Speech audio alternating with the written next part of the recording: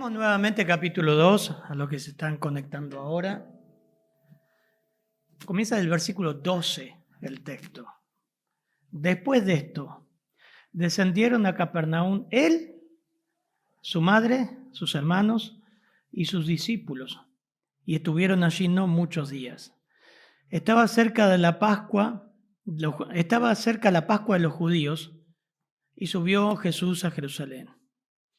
Y halló en el templo a los que vendían bueyes, ovejas, palomas y a los arbolitos ahí sentados, de los cambistas.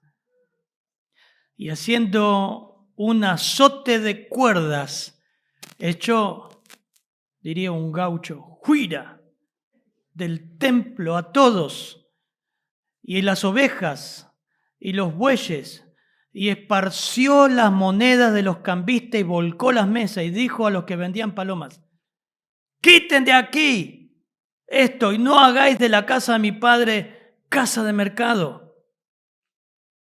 Entonces se acordaron sus discípulos que está escrito: el celo de tu casa me consume. Y los judíos respondieron y le dijeron: ¿qué señal nos muestras ya que haces esto?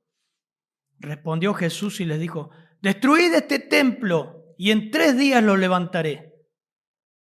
Dijeron los judíos: en 46 años fue edificado este templo, y tú en 3 días lo levantarás. Versículo 21.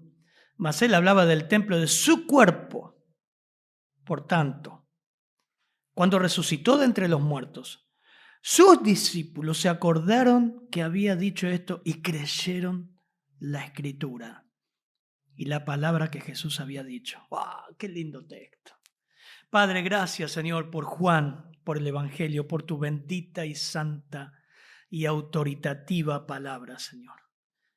Simplemente guíame a explicarla, a ponerle el sentido, y tú utilízala, Señor, conforme a la necesidad, y no conforme a la necesidad, sino al propósito tuyo, lo que tú quieres hacer en cada uno.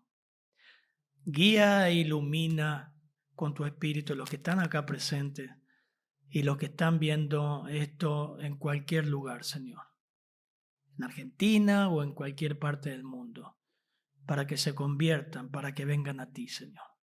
En tu nombre, amén, Señor. Sabemos que el apóstol Juan caminó con el Señor, fue el discípulo amado desde el inicio del ministerio terrenal. Dejó al Juan el Bautista y lo siguió junto a Andrés. Vio sus milagros, oyó sus palabras, su enseñanza, observó su vida desde un punto de vista único, cerquita del Señor. Al igual que Pedro y Jacobo, fue el círculo más íntimo. Y el objetivo principal, recuerden esto, del Evangelio de Juan, fue que sus lectores entendieran la verdadera identidad de Jesús como Dios Hijo en forma humana, en carne humana. Por eso siempre, cada tanto vamos a estar dando el versículo clave de Juan, que es 20:31. Pero estas cosas han escrito para que creáis que Jesús es el Cristo, el Hijo de Dios, y para que creyendo tengáis vida en su nombre. Ahora, en el texto de hoy, Juan continúa con el mismo tema, ilustrando aspectos de la deidad de Cristo, en 2 formas: en su pasión por su reverencia, por la comunión con Dios, por quién es Dios, y en su poder de resurrección. Así que vamos a ver, hoy ayuda a leer Juan, muy bien, Juan va a estar ayudando. Vamos a leer versículo 12 nada más. Juan, por favor. Después de esto descendieron a Capernaum, él, su madre, sus hermanos y sus discípulos, y estuvieron allí no muchos días. Descendieron a Capernaum, él, su madre, sus hermanos y sus discípulos. Interesante el texto más para un católico, ¿no? Pero vamos por partes. Después de esto es una expresión que hace Juan para llamar la atención a un nuevo episodio. Cambia de tema acá. Venimos de las bodas de Caná, ¿se acuerdan? Vimos todo lo que el Señor hizo y ahora pasa la purificación del templo. Y es interesante que ahora El Señor va desde Caná, va a ir a Jerusalén pasando por Capernaum. En Jerusalén está la fiesta de la Pascua, una de las fiestas más importantes de los judíos. Fíjense que descendieron a Capernaum, dice, y estuvieron allí no muchos días. Estaban de paso. Capernaum fue la capital, o sea, el centro de su actividad ministerial del Señor. Lo consideró esa ciudad como su propia ciudad. Eso está en Mateo 9:1, dice, mi ciudad. Fue el lugar donde el Señor más hizo ministerio ahí, el ministerio público. Fue una visita breve, pero es interesante que el texto dice, él, su madre, Juan está hablando, testigo ocular. Recuerden que el Señor en la cruz le dice, mujer, y aquí tu hijo, Juan, y aquí tu madre. Como que es una adopción, lo vamos a ver ahí. Pero ahí dice sus hermanos, algunos creen que no son sus hermanos, más para el católico, en realidad son sus hermanastros. ¿Por qué? Porque son los hijos de José y María, luego que el Señor naciera. Recuerden que el Señor nació engendrado por el Espíritu Santo. José no conoció a María. La palabra conocer habla de tener relación íntima como maridos, como esposos, hasta después que nació el Señor. Y el texto nos dice, él, su madre y sus hermanos. A pesar de la enseñanza católica romana, que sabías esto, ¿no? Porque como católico nunca vemos que María haya tenido otros hijos. La interpretación más natural de los pasajes que no la conoció, dice Mateo 1:25, hasta que ella dio a luz a Cristo, dio a luz su hijo primogénito. María sí tuvo 4 hijos y también hijas. 4 hijos e hijas. Los que insisten con el dogma de la virginidad perpetua de María argumentan que los hermanos de Jesús serían los hijos de José provenientes del matrimonio anterior, o que eran hijos adoptivos de José. Esas son conjeturas que atan que son extra. Que podés prender un poquito el ventilador ahí. Lo prendemos. Ahí está puesto, solamente enchufarlo. No está en la Biblia. La Biblia dice que María tuvo otros hijos y que Jesús tuvo hermanas. Mateo 13 nos dice, ¿no es este el hijo del carpintero? ¿No se llama su madre María y sus hermanos? Miren, ¿quién es Jacobo? Santiago, que nosotros tenemos la epístola de Santiago. José, Simón y Judas, ¿no están todas sus hermanas con nosotros? ¿De dónde pues tiene todas estas cosas? Las escrituras son claras que Jesús tuvo hermanos y hermanas. Es claro, y el texto nos dice. Lo primero que estamos viendo es el contexto de este pasaje, su pasión. Y Juan desarrolla un contexto. Para vos entender el texto tenés que ver su contexto. Dice el versículo 3, estaba cerca la Pascua a los judíos y subió Jesús a Jerusalén. Realmente él estaba yendo a Jerusalén y hace aquí una limpieza del templo. Ahora, ustedes van a ver que esta limpieza del templo es diferente a las limpiezas del templo que hace en los sinópticos, Mateo, Marcos, Lucas. Algunos dicen que, Juan está alterando la cronología y lo ubica al principio, o que hubo 2 limpiezas del templo distintas. En realidad hubo dos limpiezas del templo. Las diferencias son muy importantes. Por ejemplo, acá en versículo 16 dijo a los que vendían palomas, quitad de aquí esto y no hagáis de la casa de mi padre casa de mercado. Y en los sinópticos el Señor usa el Antiguo Testamento como autoridad. Marcos 11:17 le enseñaba diciendo, ¿no está escrito, mi casa será llamada casa de oración para todas las naciones, tomando Isaías 56? En los sinópticos no aparece, por ejemplo, el versículo 19, cuando le dice el Señor, destruid este templo y en 3 días lo levantaré. No está. Ustedes lo van a leer, los pasajes paralelos en los sinópticos, no está. El número de Pascuas, algunos dicen que fueron 4, otros 3, según Juan 5:1. El tiempo del ministerio del Señor fue 3 años. Así que hubo 2 limpiezas de templo y creo que esta fue la más fuerte. Ahora lo vamos a estar viendo. La palabra Pascua ahí, la fiesta de la Pascua, en griego significa pashá y significa pasar por alto. Y conmemoraba, es una fiesta judía, para conmemorar la intervención milagrosa de Dios para rescatar al pueblo de la esclavitud egipcia. Éxodo 12. Juan enfatiza mucho la Pascua más que los sinópticos por el significado mesiánico y la relación entre la liberación que Jesús vino a efectuar con la salvación y la liberación de Dios con el pueblo israelita. La Pascua fue la más importante de 6 fiestas judías. La Pascua, el Pentecostés, tabernáculos, asamblea sagrada, las trompetas, la expiación. La Pascua era una de las 3 fiestas anuales que, según la ley de Deuteronomio 16, era obligación ir. Este es el contexto. Así que imaginen la cantidad de judíos que migraban a Jerusalén para la fiesta de la Pascua. Se celebraba el día 14 del mes de Nisan, esto es entre marzo y abril, entre las 3 y las 6 de la tarde. Y comían la cena de la Pascua en obediencia a Éxodo 23. Todavía se sigue haciendo. Los judíos siguen celebrando y esperando al Mesías. Así que ese era el contexto. Miren el cuadro ahora, versículo 14, por favor. Ese era el contexto. El Señor iba desde Caná hasta Jerusalén, pasando por Capernaum. Llega a Jerusalén y encuentra este cuadro. Versículo 14, por favor. Y halló en el templo a los que vendían bueyes, ovejas y palomas, y a los cambistas allí sentados. Bueno, mi función es explicar el texto, darle el sentido, y yo creo que el Señor va a ir bajando lo que Él quiere en el corazón de cada uno de nosotros. Miren el cuadro que encuentra el Señor en el templo.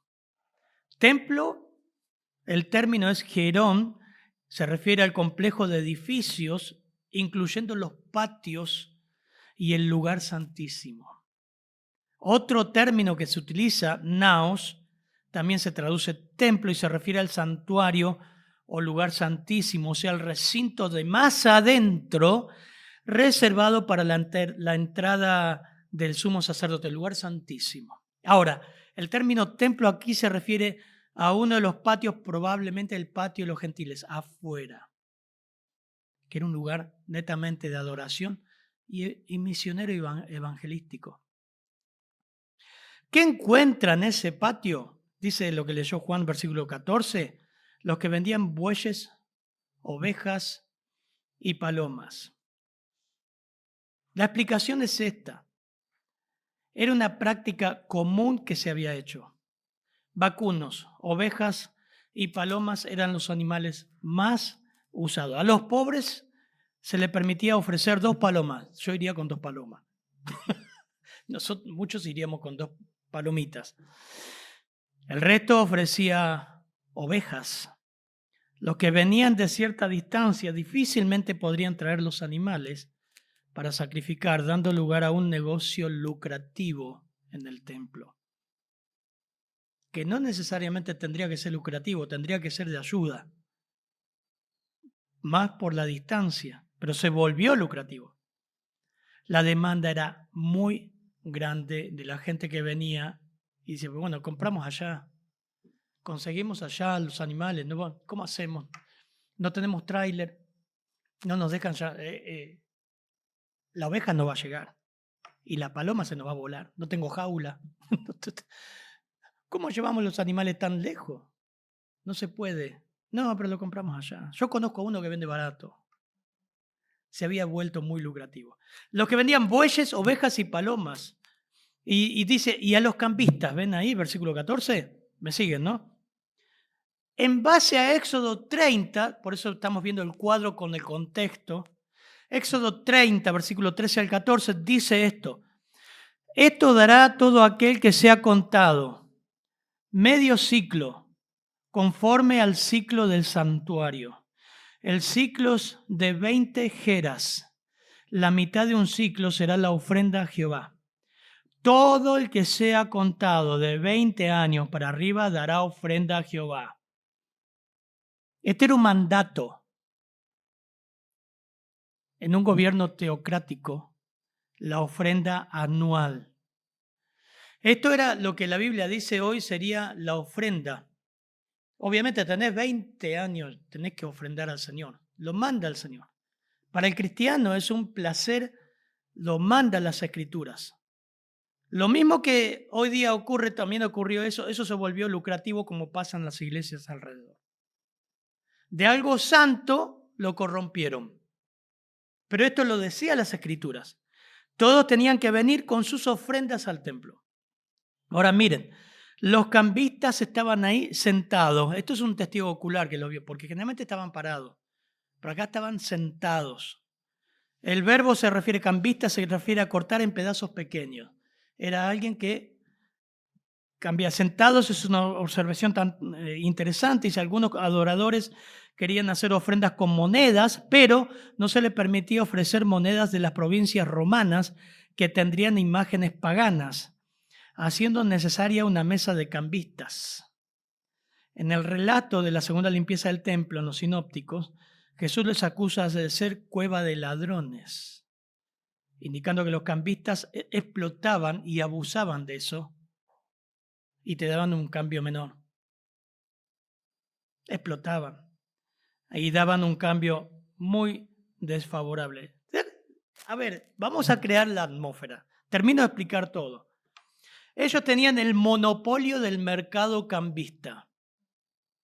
Cobraban una tasa exorbitante, dice la historia, por sus servicios.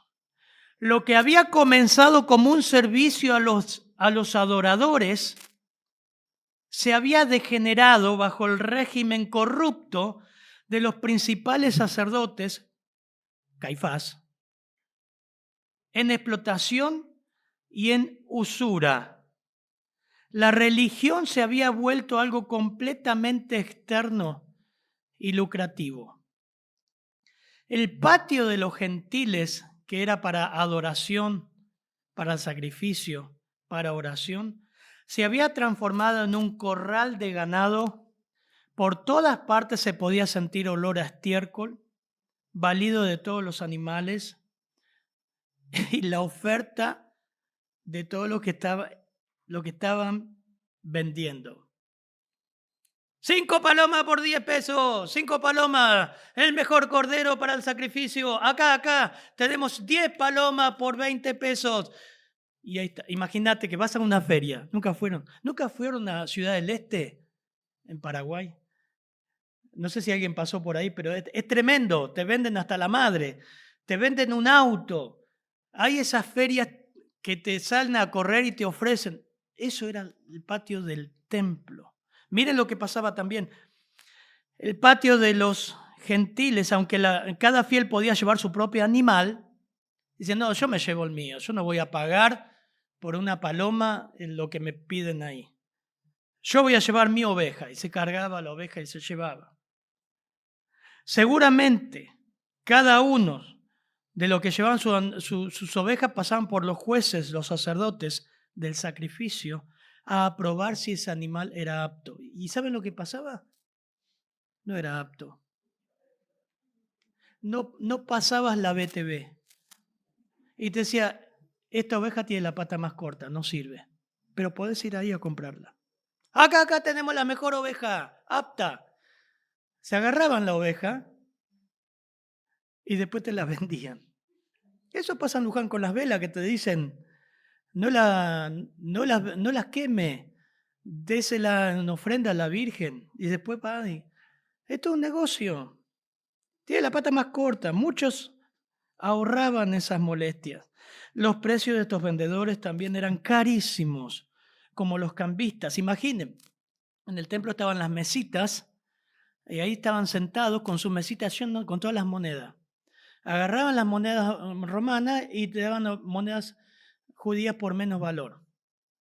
¿Nunca fuiste a Florida y escuchaste a los arbolitos? Vendo, vendo, vendo dólar, vendo, vendo, vendo. Estaban todos parados. Estos estaban sentados. Tremendo.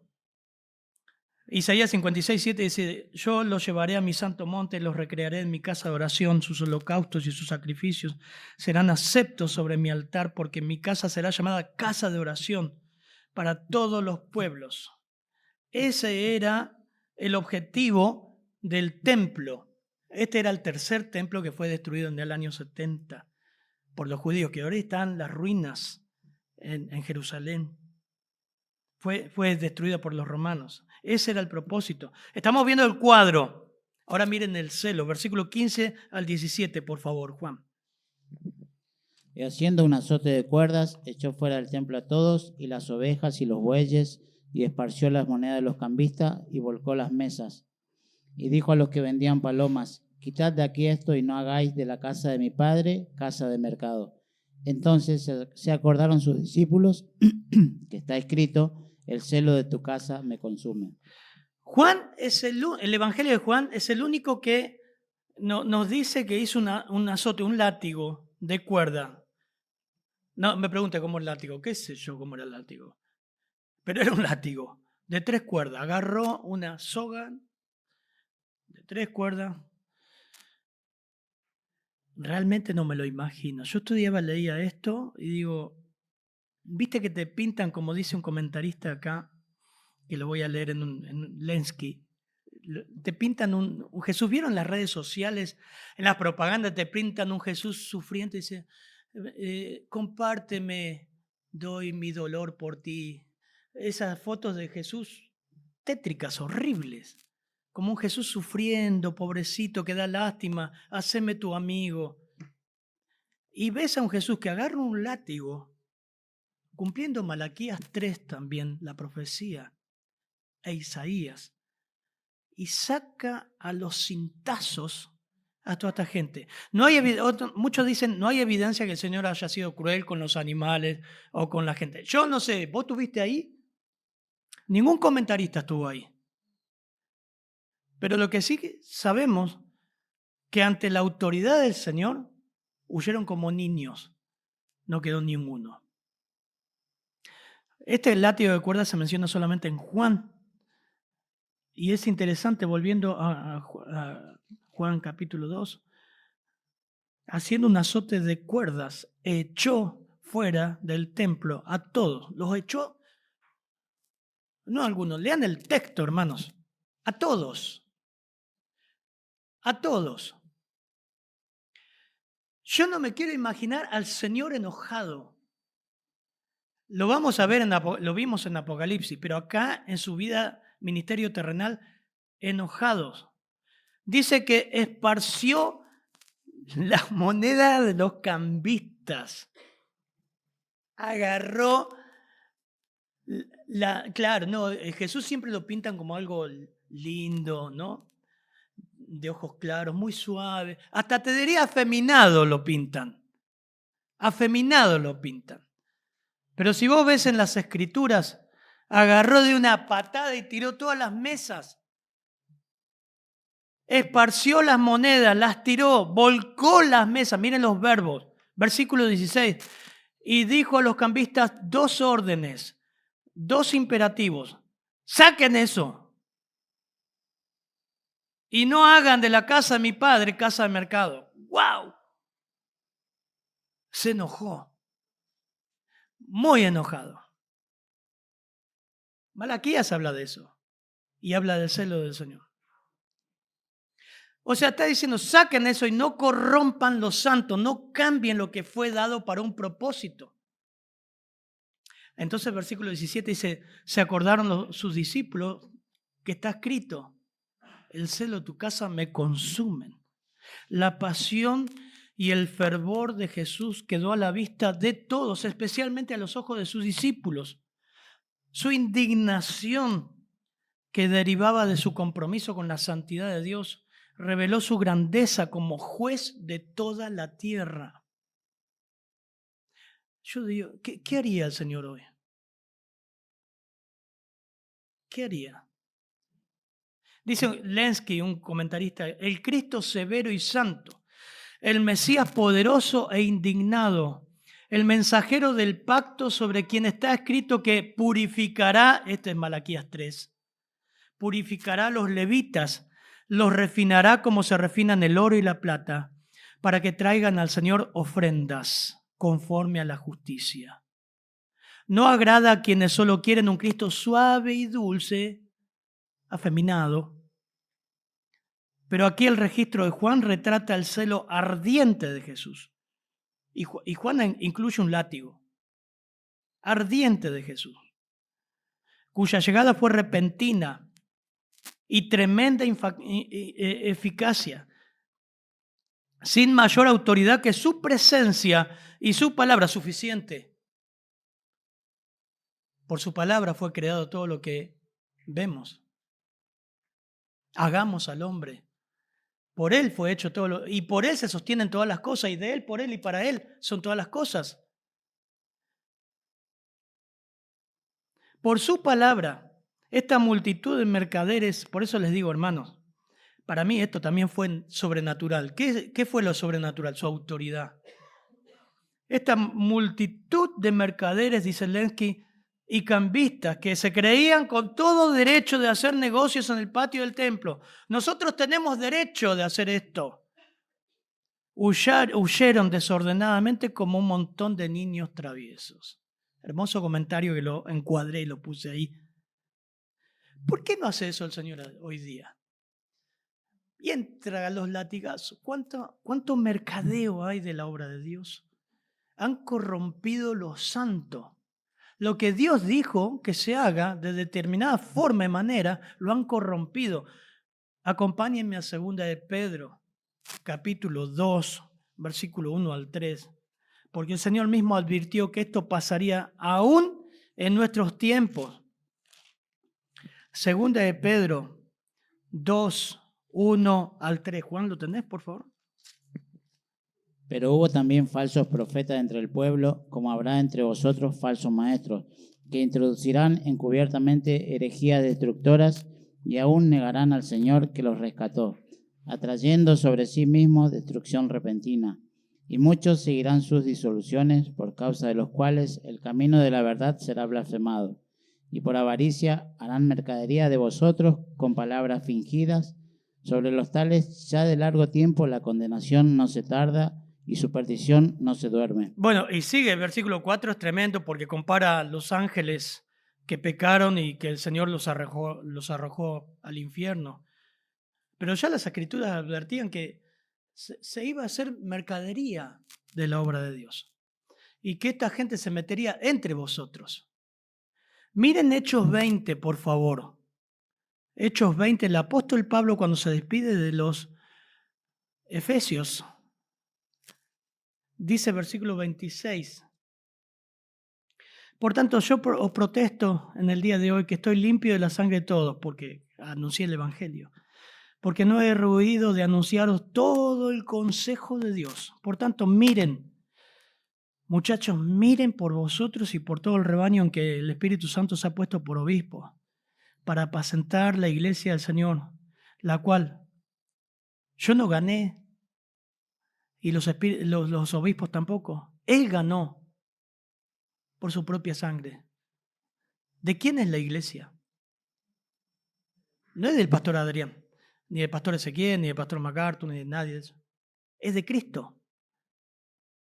Porque yo sé que después de mi partida, dijo Pablo, entrarán en medio de ustedes lobos rapaces que no perdonarán al rebaño. Y de vosotros mismos se levantarán hombres que hablen cosas perversas para arrastrar tras sí a los discípulos. Por tanto, velen, hagan guardia. Acuérdense que por 3 años, de noche y de día, no he cesado de amonestar con lágrimas a cada uno.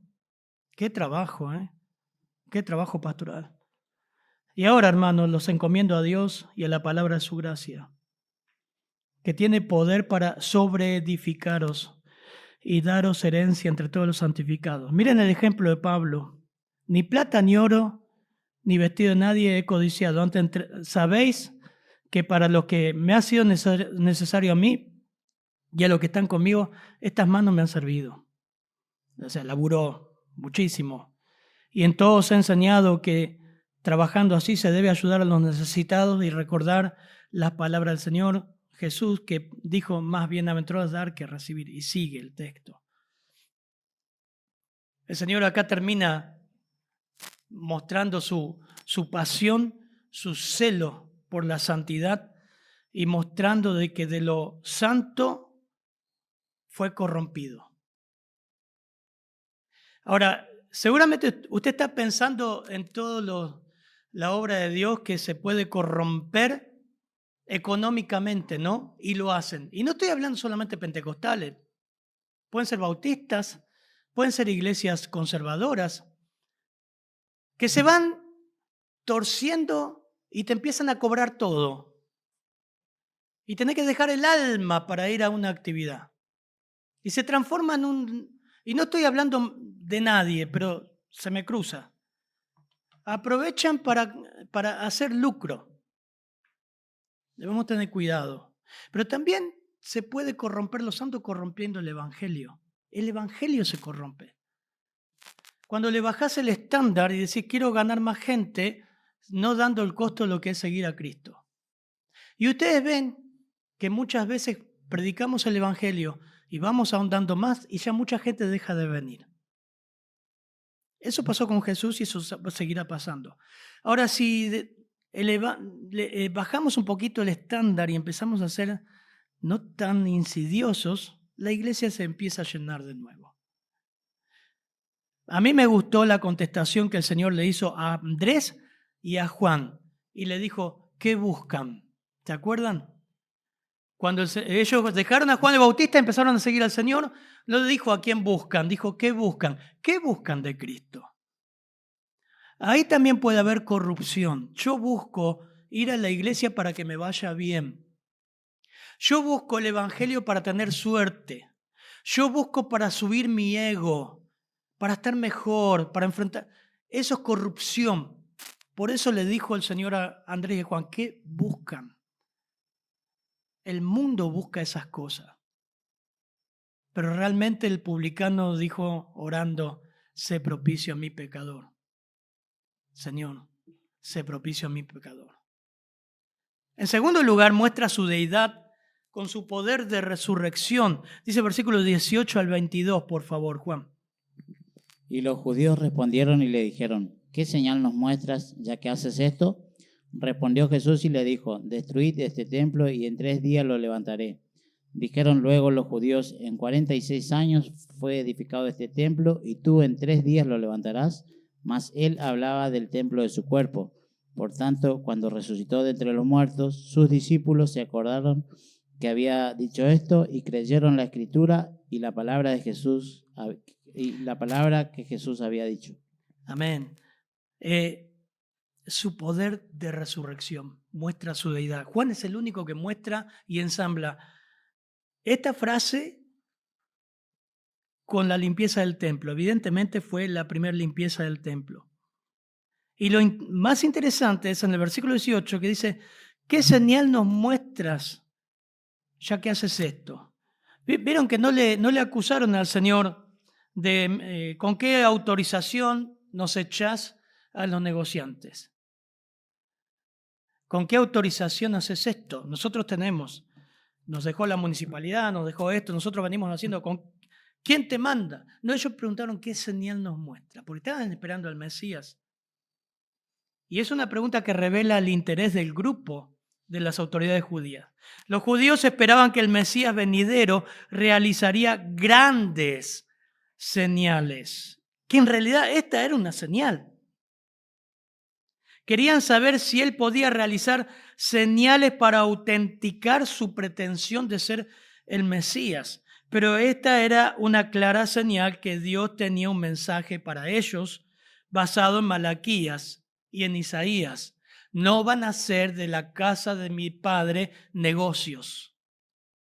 Era una clara señal. El Señor hizo señales, pero con las señales que hizo igual no creyeron.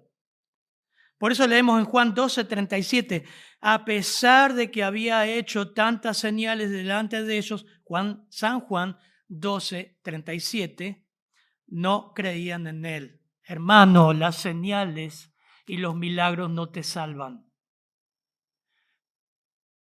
Los milagros no es un ingrediente más de salvación. Que haya milagros no significa que Dios esté obrando. Campaña de milagros y prodigios. Tenemos que tener cuidado con eso. Y la Biblia es clara que esa no es evidencia de salvación. Y los judíos vieron un montón de milagros y aún así no creyeron. No, pero si Dios hace milagros, Dios cambia el corazón y puede aflojar el corazón. No, se trata de arrepentimiento, no de milagros. Ellos tenían maldad en sus corazones. Sabían que la comercialización corrupta del templo y su avaricia estaba mal, pero negaron admitirlo, no lo quisieron admitir.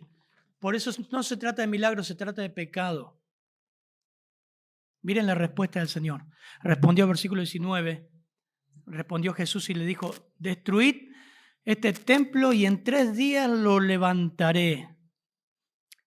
Acá había una clara señal. En realidad el Señor sí le estaba dando una señal. Destruid este templo. La palabra destruir, luo, significa desatar, destruir, matar. Algunos, o sea, en el original está en condicional. La traducción sería, si destruyen este templo, en 3 días lo levantaré. Pero claramente la escritura te dice templo, la palabra naos, se refiere también al cuerpo humano. Y también aparece en 1 Corintios 3:16, 1 Corintios 6:19, del cuerpo de la iglesia. Y está hablando de la destrucción del cuerpo del Señor en la cruz. Y los judíos no captaron esta idea, ni sus discípulos. Ustedes saben que a raíz de lo que el Señor dice acá, es como los políticos o como nosotros muchas veces que tomamos algo fuera de contexto y lo usamos como pretexto. Y vieron que te dicen, no, pero yo te oí, vos dijiste esto, pero no lo dije, no fue en ese sentido, es un contexto. Miren, lo usaron para condenarlo en los juicios ante las autoridades romanas. Mateo 26:60. Él dijo, va a destruir el templo. Claro, era una amenaza para los romanos. En Marcos 14. Los que se burlaban de Jesús colgado en la cruz, los soldados también lo usaron para burlarse. El que dice que va a destruir el templo. Lo usaron también en contra de Esteban en Hechos 6:14 para apedrearlo. Miren cómo la gente puede tomar un texto y retorcerlo, ¿no? Porque se trata de la maldad del corazón. Ahora, lo irónico fue que los mismos judíos que instigaron la realización de la señal que pidieron a Jesús, Morris explica esto, agrega que es irónico también que al matar a Jesús estaban proveyendo un sacrificio que realmente podría expiar el pecado y terminaba con el templo. El velo se rajó de arriba hacia abajo y el templo pasó a ser algo obsoleto. Porque ahora el mediador entre Dios y nosotros es Jesús. Yo soy el camino, la verdad y la vida. Nadie va al Padre sino por mí. Si destruyen este templo, en 3 días lo levantaré. Miren, Herodes se edificó para congraciarse con los judíos, los cuales no le tenían mucha simpatía. Tenía 46 años de construcción. Lo dice el texto, volviendo a Juan, que se me dio vuelta la hoja, Juan 2. Herodes tardó 46 años, ¿verdad? Está en versículo 20. Era una estructura magnífica, maravillosa. Comenzó a construir antes de nacer Jesús y no se terminó sino hasta el año 64 después de Cristo, 6 años antes de la destrucción, el año 70 del templo, que no quedó nada. Fue el tercer templo edificado en el mismo lugar, el de Salomón, destruido por Nabucodonosor, y el de Zorobabel, construido después del cautiverio babilónico. Y en 3 días lo vas a levantar, le dicen los judíos. En 46 años, versículo 20, fue edificado este templo y tú en 3 días lo levantarás. Mas él hablaba clara al versículo 21 del templo de su cuerpo. Ahí está el texto, lo dice claramente. Una pregunta que expresa absoluta incredulidad de los judíos.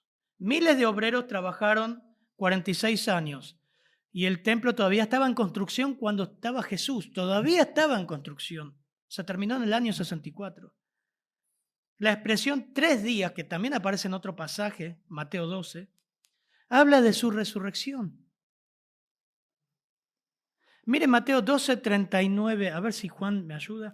12:39 al 40.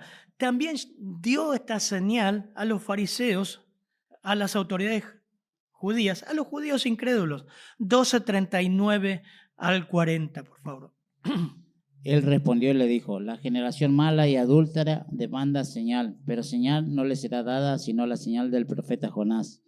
Porque como estuvo Jonás en el vientre del gran pez 3 días y 3 noches, así estará el Hijo del Hombre en el corazón de la tierra 3 días y 3 noches.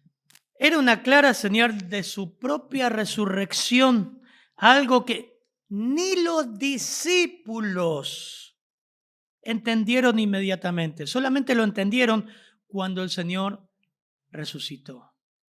Por eso el versículo 22. Por tanto, cuando resucitó entre los muertos, sus discípulos se acordaron que había dicho esto y creyeron la Escritura y la palabra que Jesús había dicho. Su muerte como el Cordero de Dios en sacrificio supremo dejaría obsoleto la función del templo de Jerusalén. En realidad, esa era la señal. ¿Qué señal nos muestra? Ahí está la señal. Juan 4:21, Jesús le dijo a la mujer samaritana, que después vamos a llegar a Juan 4:21. Mujer, créeme, que la hora viene cuando ni en este monte ni en Jerusalén adoraréis al Padre. Vosotros adoráis lo que no sabéis. Nosotros adoramos lo que sabemos, porque la salvación viene de los judíos. Mas la hora viene, y ahora es, cuando los verdaderos adoradores adorarán al Padre en espíritu y en verdad, porque también el Padre tales adoradores busca que le adoren. Otra evidencia de la deidad. El Señor lo fue mostrando. Va a llegar un momento que ya no va a haber un centro de adoración. Vamos a adorar a Dios en espíritu y en verdad, como lo hacemos nosotros como iglesia, como su cuerpo. Otra clara evidencia de su deidad. Por esto me ama el Padre, dice Juan 10:17, porque yo pongo mi vida para volverla a tomar. Nadie quita mi vida, sino que yo de mí mismo pongo mi vida. Tengo el poder para poner mi vida y tengo el poder para volverla a tomar. Este mandamiento recibí de mi Padre. Y volvió a haber disensión entre judíos por estas palabras. Muchos de ellos decían, demonio tiene y está fuera de sí. ¿Por qué lo oís? Decían otros, estas palabras no son de endemoniado. ¿Puede acaso el demonio abrir los ojos a los ciegos? Tremenda evidencia de su deidad, el poder de su resurrección.